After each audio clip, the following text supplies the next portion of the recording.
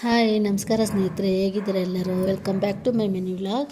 ನಾವು ಇವತ್ತು mushroom gravy ಈಸಿಯಾಗಿ ಬೇಗ ಹೇಗೆ ಮಾಡ್ಕೊಳ್ಳೋದು ಅಂತ ತೋರಿಸ್ತಾ ಇದ್ದೀನಿ. ಬನ್ನಿ ನೋಡೋಣ. ಮಶ್ರೂಮ್ ನೋಡಿ ಈ ಥರದ್ದು ತೊಗೊಂಬಂದಿದ್ವಿ ನಾವು, ಸಣ್ಣದು ಸ್ಮಾಲ್ ಮಶ್ರೂಮು. ಇನ್ನು ಕೊನೆಯಲ್ಲಿ ನಾನು ಈಗ ಕಟ್ ಮಾಡೋದ್ನಲ್ಲ ಆ ಥರ ಕಟ್ ಮಾಡಬೇಕಾದ್ರೆ ಕಟ್ ಮಾಡಿಬಿಟ್ಟು ಚೆನ್ನಾಗಿ ವಾಶ್ ಮಾಡ್ಕೋಬೇಕು ನೀರಲ್ಲಿ. ಸ್ವಲ್ಪ ಉಪ್ಪು ಅರಿಶಿನ ಹಾಕಿ ನಾನು ಸ್ವಲ್ಪ ಹೊತ್ತು ನೆನೆಸಿಟ್ಟಿದ್ದೆ ವಾಶ್ ಮಾಡೋಕ್ಕೆ. ಮತ್ತು ಈಗ ಒಂದು ಬಾಣಲಿಗೆ ಎಣ್ಣೆ ಹಾಕ್ಕೊಂಡು ಅದರಲ್ಲಿ ಸ್ವಲ್ಪ ಈರುಳ್ಳಿ ಹಾಕ್ಕೊಂಡು ಸ್ವಲ್ಪ ಚೆನ್ನಾಗಿ ಫ್ರೈ ಮಾಡ್ಕೊಬೇಕು. ಮತ್ತು ಅದೇ ಬಾಣಲಿಗೆ ಸ್ವಲ್ಪ ಬೆಳ್ಳುಳ್ಳಿ ಶುಂಠಿ ಹಾಕಿ ಒಂದೆರಡು ಚಕ್ಕೆ ಲವಂಗ ಹಾಕ್ಕೊಂಡು ಅದರಲ್ಲಿ ಒಂದು 7ರಿಂದ 8 ಗೋಡಂಬಿ, ಒಂದು ಟೊಮೆಟೊ ಹಾಕ್ಕೊಂಡು ಚೆನ್ನಾಗಿ ಫ್ರೈ ಮಾಡ್ಕೋಬೇಕು. ಫ್ರೈ ಆಗಿ ಅದನ್ನು ತಣ್ಣಗಾರಕ್ಕೆ ಬಿಟ್ಟು ಮತ್ತೆ ಮಿಕ್ಸಿ ಜಾರ್ಗೆ ಹಾಕ್ಕೋಬೇಕು. ಅದನ್ನು ತಣ್ಣಗಾಗಬೇಕು, ಸ್ವಲ್ಪ ತಣ್ಣಗಾದ್ಮೇಲೆ ಹಾಕ್ಕೋಬೇಕು.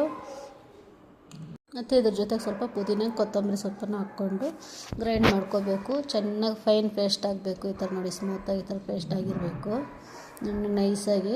ಮತ್ತು ಇನ್ನೊಂದು ಬಾಣಲೆ ಇಟ್ಕೊಂಡು ಅದರಲ್ಲಿ ಸ್ವಲ್ಪ ಎಣ್ಣೆ ಹಾಕ್ಕೊಂಡು ಅದರಲ್ಲಿ ಒಂದು ಮರಾಠಿ ಹೂವು, ಒಂದೆರಡು ಪಲಾವ್ ಎಲೆ, ಸ್ವಲ್ಪ ಸೋಂಪು ಹಾಕ್ಕೊಂಡು ಅದು ಫ್ಲೇವರ್ ಬಿಟ್ಕೊಳ್ಳೋವರೆಗೂ ಹುರ್ಕೋಬೇಕು. ಮತ್ತು ಫ್ರೈ ಆದಮೇಲೆ ಸ್ವಲ್ಪ ಈರುಳ್ಳಿ ಸಣ್ಣಗೆ ಹಚ್ಚಿ ಹಾಕ್ಕೋಬೇಕು.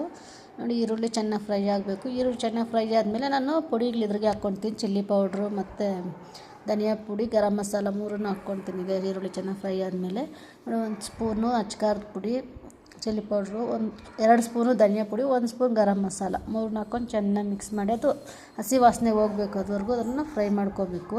ನೋಡಿ, ಈ ಥರ ಫ್ರೈ ಆದಮೇಲೆ ಈಗ ರುಬ್ಬಿಟ್ಕೊಂಡಿರ್ತೀವಲ್ಲ ಅದು ಮಸಾಲೆನ ಹಾಕ್ಕೊಳ್ಳೋಣ. ಈಗ ಮಸಾಲೆನ ಹಾಕ್ಕೊಂಡು ಚೆನ್ನಾಗಿ ಮಿಕ್ಸ್ ಮಾಡಿ ಅದು ಸ್ವಲ್ಪ ಹಸಿ ವಾಸನೆ ಹೋಗ್ಬೇಕು, ಅಷ್ಟವರೆಗೂ ಮಿಕ್ಸ್ ಮಾಡ್ಕೋಬೇಕು. ಮತ್ತು ಅದೇ ಮಿಕ್ಸಿ ಜಾರ್ಗೆ ನಾನು ಸ್ವಲ್ಪ ನೀರು ಹಾಕ್ಕೊತಾ ಇದ್ದೀನಿ. ಹಾಕಿ ನೀವು ಎಷ್ಟು ಬೇಕೋ ಅಷ್ಟು ನೀರು ಹಾಕ್ಕೋಬೋದು. ಮುದ್ದೆಗಾದರೆ ಸ್ವಲ್ಪ ಗಟ್ಟಿಯಾಗಿ ಮಾಡ್ಕೊಳ್ಳಿ, ಅನ್ನಕ್ಕಾದರೆ ಸ್ವಲ್ಪ ತೆಳ್ಳಗೆ ಮಾಡ್ಕೋಬೋದು. ಮುದ್ದೆಗೆ ಚೆನ್ನಾಗಿರುತ್ತೆ ಇದು ಗ್ರೇವಿ.